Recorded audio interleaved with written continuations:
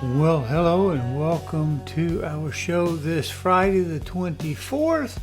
We have a pretty quick one today. I think we have some good news and we'll get to it right now. We can see behind me we have Realtor.com. That's our stories coming from it. News and insights, trends, new home sales tick up in June despite elevated mortgage rates by Tristan Navarra. This is July 24th, so this is out today. In fact, I think it was out just about 2 hours ago. Let's see what we got going on here.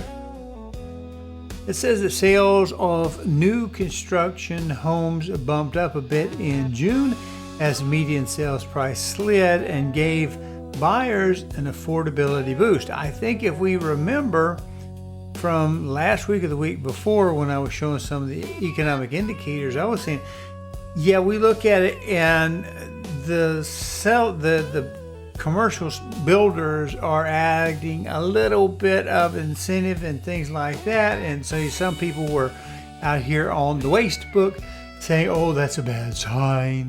It's a bad sign that it's getting more competitive in between the buyers and the sellers working together as a team to make both people as happy as they might possibly be. So here we're actually seeing the data show up. Contract signings for newly built homes hit a seasonally adjusted annual rate of 628,000 in June, 1.5% up from May, according to data released by the U.S. Census Bureau. The Department of Housing and Urban Development. I do go there sometimes, but to be honest with you, I was just kind of a little bit lazy today. This may be a little bit easier for you to find and to duplicate. You go to Realtor.com versus trying to go through the federal government and try to dig it out on their little thing. They also don't format very well. Sometimes on my shows, they don't like to stretch very well. So while the median sales price dropped to $398,000, 3.3% below May, this is one of the things that I think people were fussing about. $412,000 median price and 2.7 below what it was for June. About every region showed a bump in sales. So what does that tell you? You know, there's 4 things that sell a house that affect whether or not a house moves on you. There is location, which you really don't get to control. I mean, gravity and geography are what they are. Schools are what they are when you put it in. Crime rates are pretty well much what they are. Whatever it is, the location does what the location does. Nearness to traffic, jams, or freeways or whatever.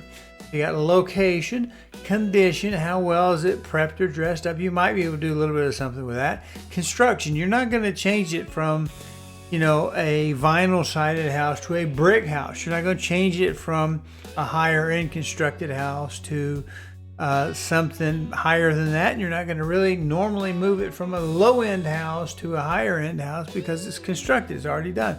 Location, construction, condition. What is the other thing that you can mess with, that you can adjust? It's going to be price, right? Because you're not going to build a new school in the neighborhood anytime soon. Right? So it's going to be price. That's what's going to have to adjust, or incentives. And that's what we were beginning to see on these new constructions, I think. I think that's what we had going on here. But what do I know? So it shows that we were all up except for, the exception was a significant drop in the West, which saw a 22.4% drop month over month and 24.6% year over year. Right? Now we can hit these other numbers here, but let's run a quick commercial real quick. It's only 15 seconds, no, 20 seconds. You'll be able to handle that. This week's coupons are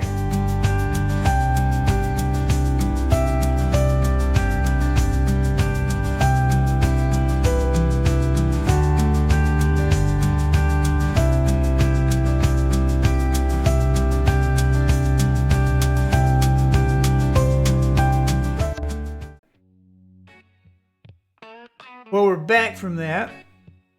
The uptick comes from new home sales fell 7.3% in May. So we're just bouncing back. That is the mean value theorem coming at you, where everything tends to go toward the middle.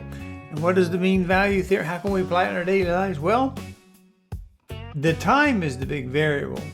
But the mean value theorem says that everything tends to gravitate toward what that mean was in the first place. So like if we had a very dry couple of weeks, what's that tell you to expect? That there's going to probably be a few wet weeks coming up. Because if we took that rainfall, we average it out every year, it's going to come out pretty much like it did the year before, pretty much about the same time. That's even just weather. Imagine everything else in life. So if we swing too hard on being a seller's market, chances are we're going to swing eventually to a buyer's market at some point in time, because everything pretty well much gravitates toward the middle. It's just how long are these individual phases going to last? So we see the uptick comes after new home sales fell in May. June kind of balanced that back out. Who remembers cash for clunkers? Remember, all that did was shift demand. Didn't change demand, it just shifted it. So there, during the cash for clunkers government money to buy a new car, we shifted people who were already going to buy a new car earlier. And then after that money ran out, everything collapsed and it was drier than normal. Why? Mean value theorem. There's only so much demand for a certain commodity or certain. And I think that's what we saw. So the median sales price of $424 was up 2% after April's $416.5, and about the same as a year ago. Well, what does this tell you? About the same year ago. That's pretty well much supporting the mean value theorem. Everything's going to pretty well much go on schedule. It's just maybe a little earlier, a little later, and that's why you need to be ready to go whenever you think the going is good. 30-year fixed rate mortgages averaged 6.49% in June, according to Freddie Mac. Remember, we looked at last week, I guess it was. Freddie Mac had a big jump, but when we looked at it on the grand scheme of things, it was no big deal. But yet, the people on Facebook that want to keep you excited so that they may get you to move certainly made a big deal out of it. So that's probably and pretty much all I want to get to today. You can find this again. Let's go up to the top so you can recognize the story. It was posted about 2 hours ago. New home sales tick up in June despite elevated mortgage rates. Yeah, well, the rates can be higher, but if you get something on the give, if you get something on the price, if you get some moderation somewhere else, it's all a stew, right? And we tend to focus because we're human beings.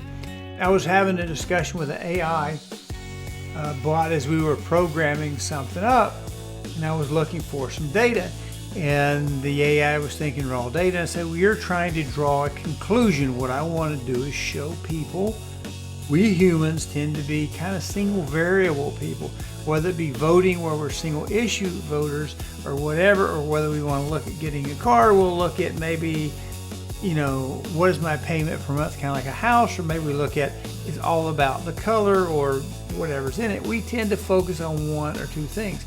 Well, with a car, I use that as an example. There could be tires. Do you have some special tires? I had a brother bought a car one time that it was a special discount because it wasn't selling. Special discount. It was a Volkswagen, and it has some very expensive kind of kid rims on them that were very low profile. And the tires for that beast were, not only were they metric, but they were an extremely odd size on top of that. And so you look at stuff like that. What is the maintenance going to be? What is the upkeep going to be? What is your insurance going to be? Is this one of those cars that tends to get stolen?